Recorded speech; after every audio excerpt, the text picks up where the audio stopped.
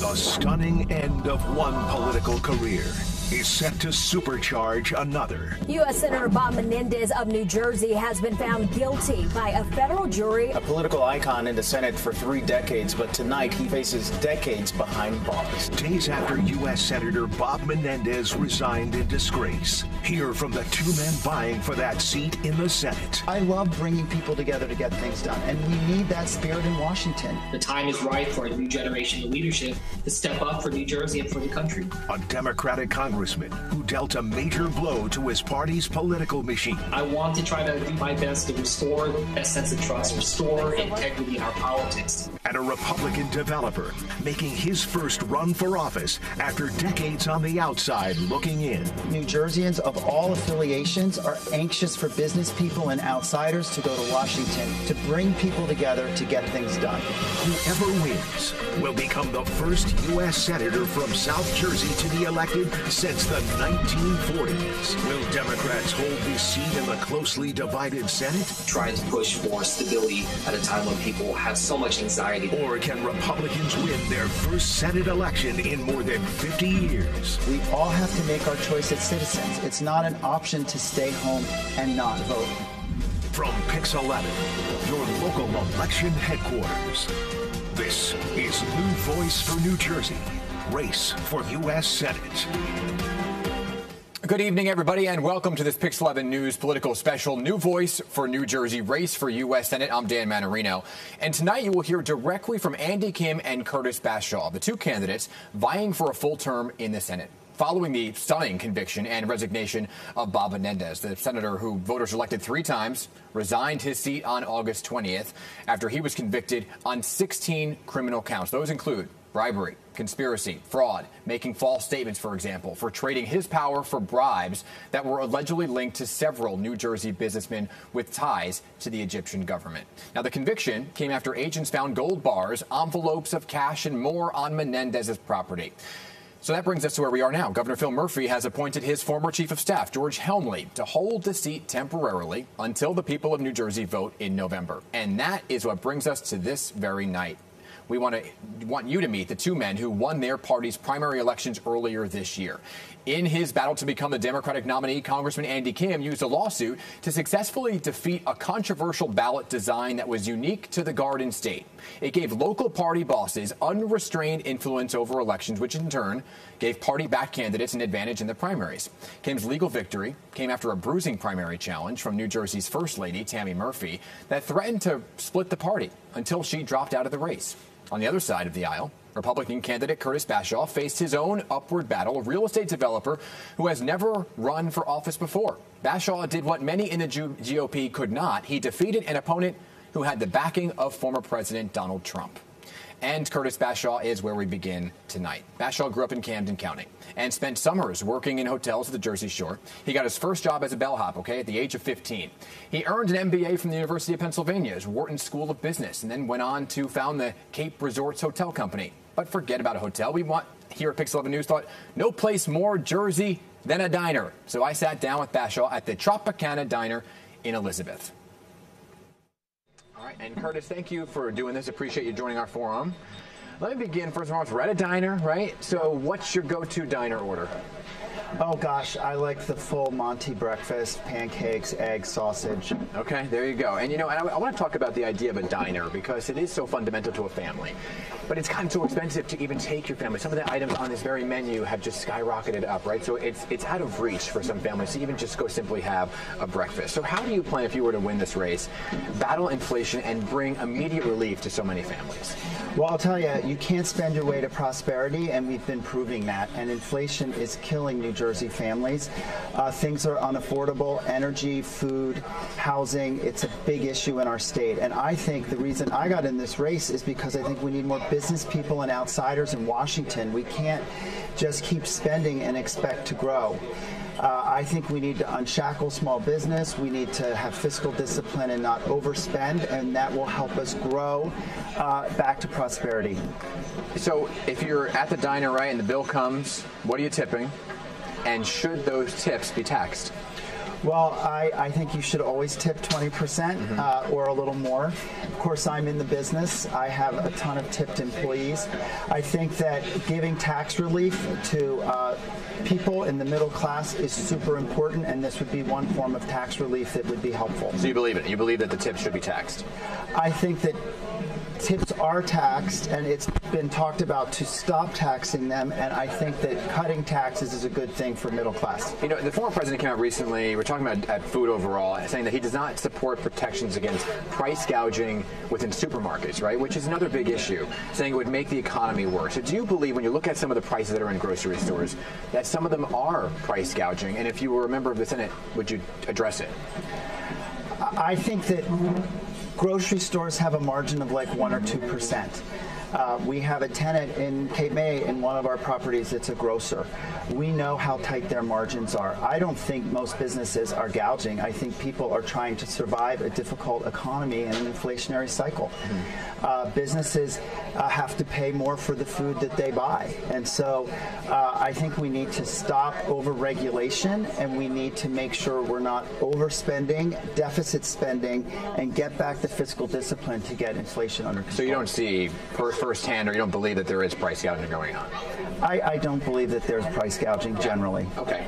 You know, I want to talk about the SALT tax, because this is a big issue for New Jerseyans, right? And under President Trump's leadership, the cap was put on salt, costing New Jerseyans money. So briefly, I guess, first and foremost, was it a mistake to do that?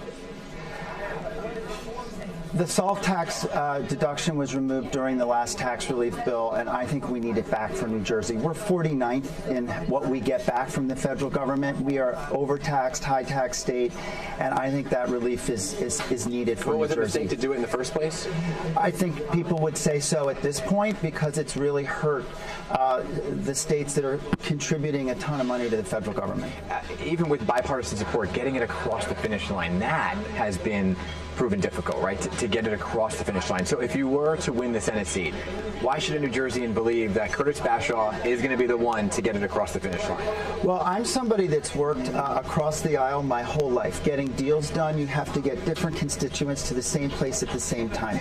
I was appointed by a Democratic administration to run the Casino Reinvestment Authority in Atlantic City for 2 years. I want to go to Washington to bring people together to get stuff done. We've got to work across the aisle. People are tired of inaction. They want things to happen. So that brings me to the conversation around former President Donald Trump, who is now the nominee, of course. And you've said that you fully support former President Trump, but he was convicted, as you know, of 34 felonies just one state away over in New York, right?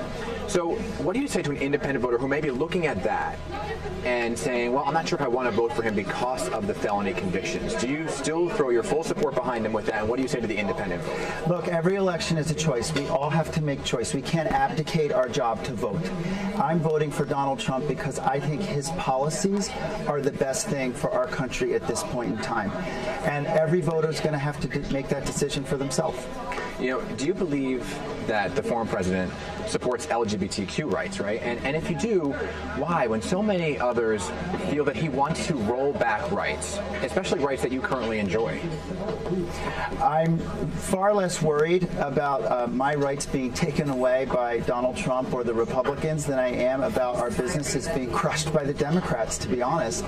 And I'm going to go there and caucus with Republicans. I'm a member of the LGBTQ plus community.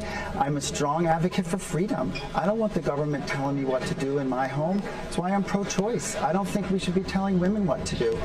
And so I'm not worried that they're going to be rolling back rights about our freedoms.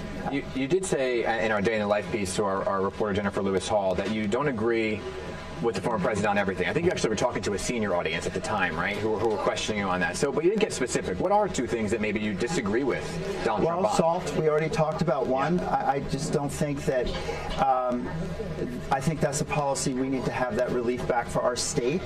And, you know, I don't understand fully his entire foreign policy view as it relates to Ukraine, and that's something I want to learn more about. But, you know, no one agrees with anyone about everything. Yeah. I want to transit is a huge issue. It is. And we have one of our reporters, Henry Rossov, at a train station here. I want you to take a listen to this question from him. I'm here at Metuchen Station, where this train is late, and commuters have been dealing with delays and cancellations all summer. Do you support legislation that would require repayments or cash payments to badly delayed travelers, much like airlines are now required to do? I think that accountability is something that has to be put back into our government agencies. You know, these bureaucracies are spending a ton of money and they're not very efficient. So the idea of having accountability, i.e. you've got to refund people if there's greater delays, is one approach to getting back to that. Do you think that if you were a member of the Senate, the federal government should get involved with NJ Transit?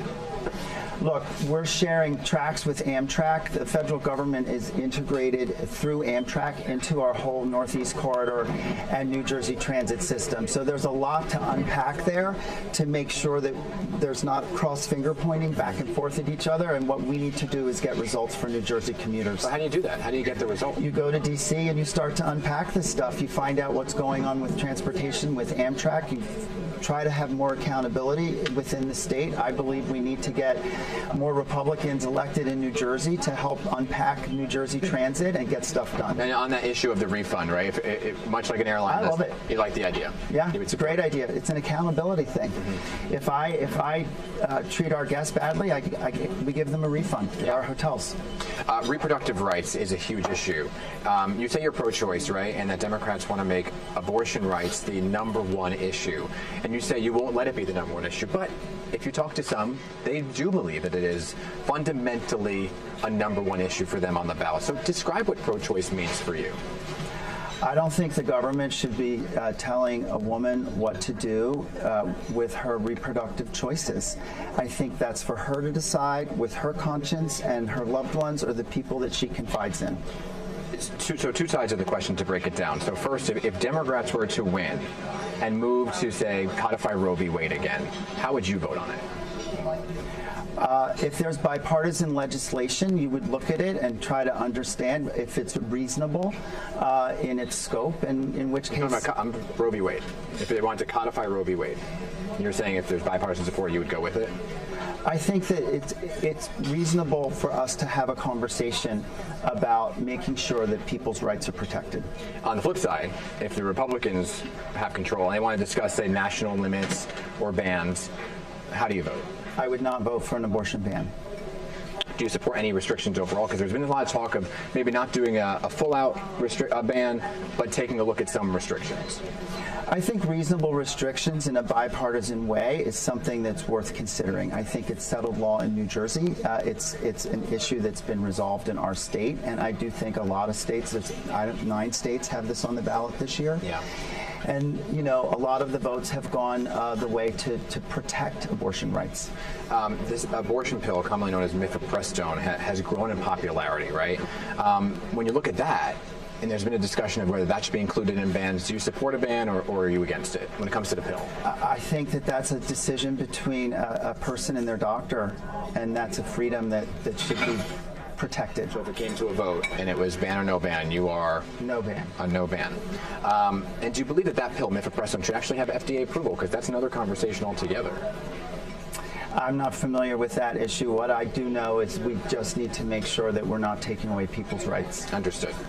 Just a couple hundred miles from where we are sitting was the assassination of former President Donald Trump. And obviously, the weapon there was an assault-style weapon. And this kind of renewed the whole conversation against what should happen when it comes to people's rights. Is there ever a time, if Republicans were going to galvanize then, right, with the former president and all the school shootings, that there should have been an assault weapons ban? That could have been the time to bring it to a vote. They didn't.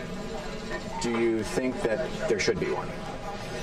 Look, I'm a registered gun owner in our state. There's a process in New Jersey with which you register. I think that reasonable restrictions are appropriate. I think the Second Amendment is a fundamental right in our country that we have for a reason. And so I think, again, these are conversations where you've got to work with people to make decisions that are reasonable. And just to clarify, it was an assassination attempt.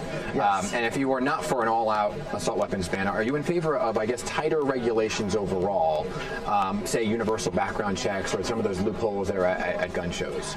Look, I think New Jersey has laws that work for us, and I think that there are restrictions there that are reasonable.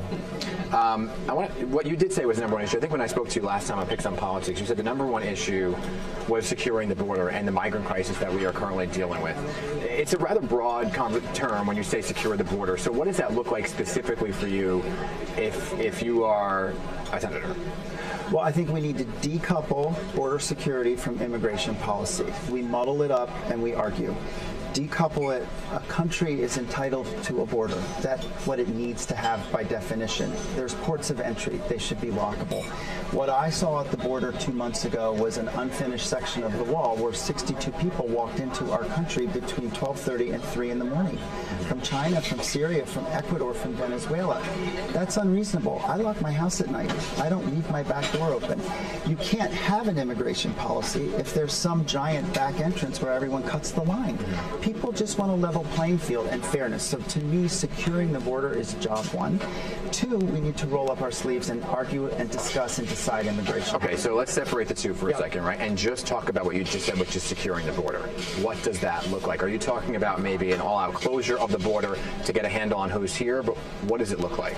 I think it's as simple as enforcing laws that are on the books as it relates to not letting people in illegally. I mean, we let them walk in. We don't know who they are. They ask for asylum, and then they take off and wait for their court appearance. I mean, it's kind of lawless and unfair. Then you talk to people in Middlesex County, the Indian American community. I was at a house party there. You know, the number of people that are still waiting for their citizenship, or how long it takes to get a green card to go through the legal process. It's not fair, and it's upsetting, and people don't want strangers in their communities. They're not feeling safe and secure in New Jersey, and we need to fix that. So, close the border, or yes or no? You need to secure the border so that it can be closed and you can let people in legally. Okay, so I guess when you look at who's here in New Jersey in specific, because what's happening in the country, you can zero it down to New Jersey. According to the advocacy group American Immigration Council, there's approximately 475,000 immigrants here in New Jersey that are undocumented. What should happen to those folks? Look, if someone's breaking laws, they need to go home. I think we should not be a sanctuary state. I think we need to cooperate with ICE and have one set of laws that we enforce across our country. It's muddled, and it's muddled in a way that it doesn't need to be. But you hear these terms like all of them should be deported. Should they? I think anyone with a criminal infraction should be. I'm not. But the vast majority don't. I'm saying that we've got to create paths to citizenship for people who are here and make sure we stop letting people in the border illegally and have a process that works so that we have a robust immigration policy that helps the economy. Yeah, and I want to understand this for a second because I think it's such an important conversation, right? So the border is secure. Say it is secured, right? And that's one. There are still a number of hundreds of thousands in New Jersey and million plus over in the rest of the country. So are you saying take those who are here and figure out a path to citizenship for them or remove them? I'm saying that we've got to be practical about this issue. There's a ton of people all over the place that are undocumented in our country. How are you going to find them and get them out? I think the practical thing to do is one, make sure. Do you want to get them out? I think that there should be a way for people to naturalize legally. We are a land of immigrants, always have been. Most New Jerseyans have immigrant roots, and I think we need legal pathways for people to naturalize. Okay. There was this bipartisan border deal, and I know you said separate the two. But that bipartisan border deal, some on the Republican side said it was a great deal. Some on the Democrats side said it was a great deal. It failed. And last time I spoke to you, you said you didn't really know the details of the bipartisan deal, but essentially it would have shut the border down, right? And your colleagues voted no on that. how would you vote if that came to a vote again? Well, first of all, I believe that it's important to work in bipartisan ways. I've always worked with a lot of people to get stuff done. That's why I'm running for this office. You know, my opponent has voted 100% with Harris and Biden. That's his voting record. I've worked with Democrats and Republicans and independents in New Jersey in different capacities on the board of Stockton College, as chairman of that board, at the CRDA, and in my business career. And so I think the effort to do bipartisanship is very important, and I support it wholeheartedly. That particular bill, again, I wasn't in the Senate, but what I have learned about it is it's sort of enshrined a threshold. You could have X number of illegal people come in before you shut the border. To me, the border should just be secure by definition. I don't know why we would leave a section unlocked or have a cap on that. Everyone that comes across should come with the right documentation and visa into our country, whether as a visitor or as a resident. Okay. I want to talk about another big issue, and that is the Israel-Hamas war and what's happening overseas. I've heard you describe this as one of the most difficult conflicts that you have seen, but I haven't heard you say how you see an end to the actual conflict there. Do you believe that there is a permanent ceasefire maybe that is needed to get those hostages home? How do you see it playing out? Look, Hamas attacked Israel in a vicious way. If 9/11 had had the same proportion of casualties, it would have been 40,000 people that died. So it's a massive event for that country. Hamas has used the citizens that they are there to govern in a sense as shields. They are still holding hostages. They could release the hostages any day. Why don't they? To me, that's where this starts. So release the hostages, but do you believe in a permanent ceasefire? When the hostages are released, Israel has a right to defend itself and negotiate with its neighbors, and we'll see how the diplomatic process works out. Do you think that Hamas has to be completely eliminated to end the conflict altogether, or is there a way to end the war, get the hostages home, and still have Hamas remain in political power? Look, Hamas's philosophy is to eradicate Israel. So I don't know how you negotiate with that if that's what their belief is. They want them gone. And so it's hard to negotiate with a negotiating partner who has a view of your annihilation. And I think that, that's what makes this difficult. Yeah, so you don't believe that they should remain in political power? I don't. Yeah. There's been a lot of talk as well about aid packages to Israel overall. And as a member of the Senate, you would vote on these aid packages. Would you support voting a yes to send aid further to the region? I believe we need to support our friends and allies, and Israel's our biggest friend in the Middle East and the only true democracy. So I would be very supportive of continuing to support and aid them. Do you withhold aid, I guess, at any point, or no? Well, I'm sure there's times when you might disagree with your friend over certain things, and that's a hypothetical that may happen or may not. A big topic when it comes to voting for the Senate is what's happening beyond the Senate, and that's the Supreme Court.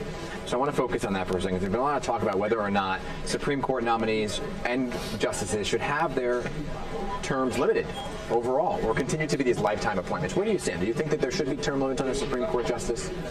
I don't think I do. I love the system of government that we established in America with our Constitution. I think the separation of powers is bedrock to our country's success, and I don't think I want to see that get muddled up. All right, so it's a no on that. I want to talk about also why we're even having this coffee conversation right here, and that's because of what happened to Bob Menendez, right? He was removed pretty much from his Senate seat because of what he did.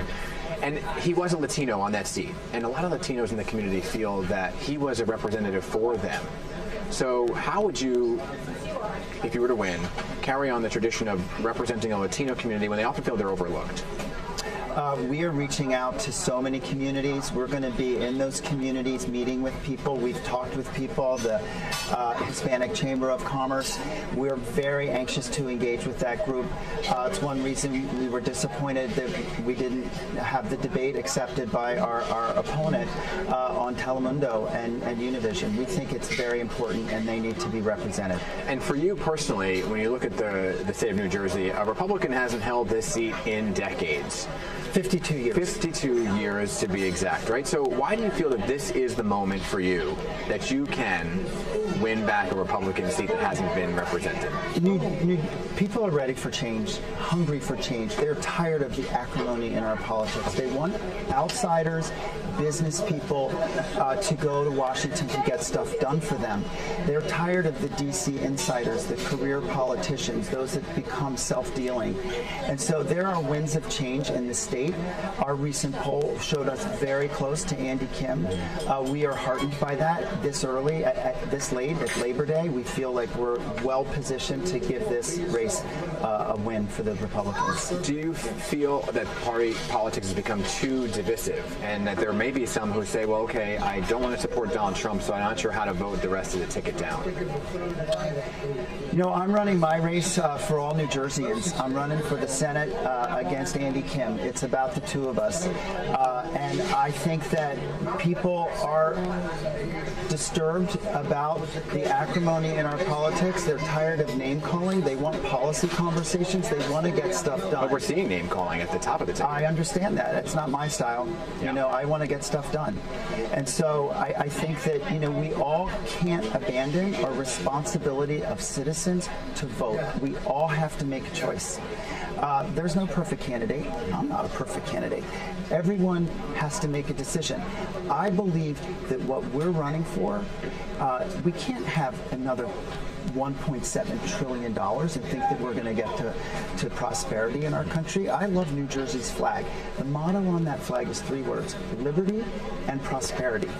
They go together. We can't have prosperity without freedom. And I think we need to unshackle our businesses from too much regulation. We need to make sure that we're supporting law enforcement and have a secure border so our people feel safe and secure in their homes and communities. And we need to tackle inflation. We can't spend our way to prosperity. Okay, you ready for rapid fire? Yeah, what's that? Here we go. Rapid fire. Is there a Central Jersey? No. No. There's North and South. Okay, North and South. Is it pork roll or Taylor ham? Pork roll. It is a Taylor ham for me, but I'm a Northern New Jersey guy, right? It's a whole thing of North and South. Springsteen or Bon Jovi? Springsteen. Okay.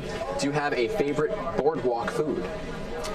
I like to get a cheesesteak on the boardwalk. There you go. Okay. If you had to pick one, the best shore town? Oh gosh, I have to say Cape May. I wonder why. Yeah. In the sports world, Jets, Giants, or Eagles? Eagles. Okay. And on the baseball side, Mets, Yankees, or Phillies? Yankees. There you go. Curtis Bashaw, appreciate you doing this. Appreciate your time. Yeah, great. Thank you Good so to much. See you. Yeah.